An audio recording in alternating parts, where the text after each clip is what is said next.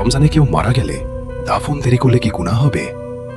রমজান মাস রহমত, মাগফিরাত ও নেজাতের মাস।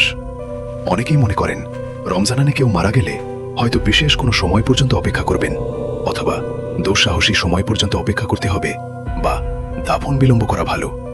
কিন্তু ইসলামের শিক্ষা ভিন্ন। মুহাম্মদ সাল্লাল্লাহু আলাইহি ওয়াসাল্লাম বলেছেন, যখন তোমাদের কারো ভাই মারা যায় তাকে দেরি না করে দ্রুত দাফন করে দাও, তাকে আটকে রেখো না।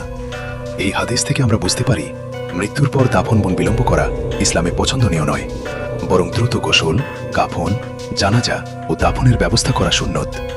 তাই রমজান হোক বা অন্য যে কোনো মাস অকারণে লাশ রেখে দেওয়া উচিত নয়। আত্মীয় স্বজনের অপেক্ষায় দীর্ঘ সময় বিলম্ব করা ঠিক নয়, যদি খুব জরুরি কারণ না থাকে। দিনের বেলা বা রাত, যে সময় সহজ ও সম্ভব সে সময় দাফন করা যায়। রমজানে মৃত্যুবরণ করা অবশ্যই মর্যাদার বিষয় হতে পারে, তবে এর অর্থ এই নয় যে দাফন দেরি করতে হবে। ইসলামের বিধান সব সময় একই, মৃত ব্যক্তির প্রতি সম্মান দেখিয়ে দ্রুত দাফন সম্পন্ন করা।